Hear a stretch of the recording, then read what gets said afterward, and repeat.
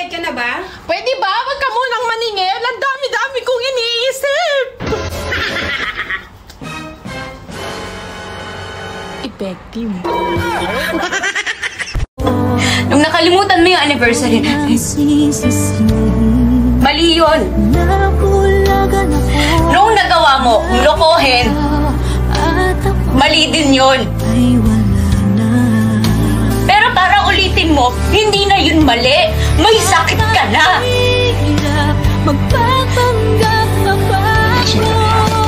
Ano ngayon kung lasing ako? Amoy na amoy ko lahat ng kasinungaling mo na nagkagaling dyan sa kritik mo. Lahat ng mga kasalanan mo na pilit mong tinatago sa akin na paulit-ulit. Sorry? Sorry tapos ano? Tapos burado na lahat ng kasalanan mo sa akin. Tapos pwede mo na akong gagawin ulit. Kapal na mukha mo.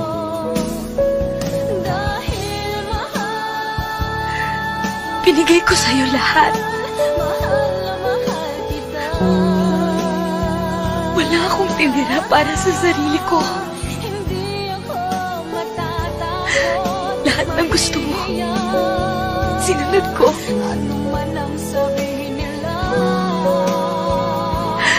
Pero kahit na anong gawin at sabihin ko, hindi mo pa rin matanggap ang nakaraan ko.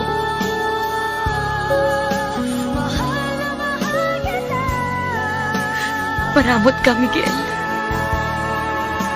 May kamag-anak tayo na laging nakapuna sa bawat ginagawa natin. Okay sana kung positibo ang komento. Kaso madalas puro negatibo at pinangangalandakan pa sa ibang tao na akala mo kauhusay at walang ginawang mali sa buhay. Tandaan mo, idol, dalawa lang ang pwedeng manira sa atin. Kung hindi natin kaibigan, kamag-anak natin. Minsan, kailangan mong tanggalin yung mga toxic na tao sa buhay mo. Kahit kamag-anak mo pa, real talk yan. Anyway, hindi lahat ng patama tungkol sa'yo. Sadyang natatamaan ka lang kasi pil na pil mo. Ganun.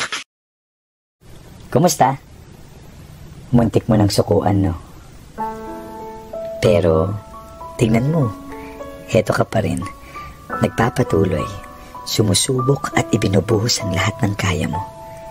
Alam mo, bilib ako sa'yo. Kasi kahit sa mga panahong ubos na ubos ka na, kinukumbinsi mo pa rin ang sarili mo na tapusin ang nasimulan mo. Malay mo, bukas makalawa, ibigay na rin ng Diyos ang pagpapalang inaasam-asam mo. Basta tiwala ka lang sa kanyang plano at tandaang may mga naniniwalang kakayanin mo.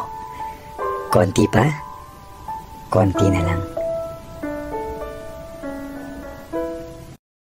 Sa ating buhay, we will not always make the right, the fair, the best decisions. Maaring meron tayong nasaktan, meron tayong masasaktan, merong magtatampo, merong magagalit sa atin. We cannot please everyone. Please all and please none. In any moment of decision, the best thing to do is to choose and to do the right and the godly thing.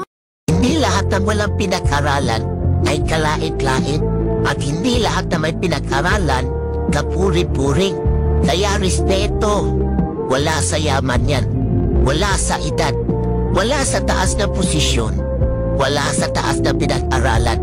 Nasa ugali ng tao na nakakasalamuha mo sa buhay at kung paano kanya itrato bilang tao. Kaya manatili kang nakayupo kahit hinuhusgahan ka ng iba dahil parang araw, ikaw naman ang itinala habang nakayupo sila.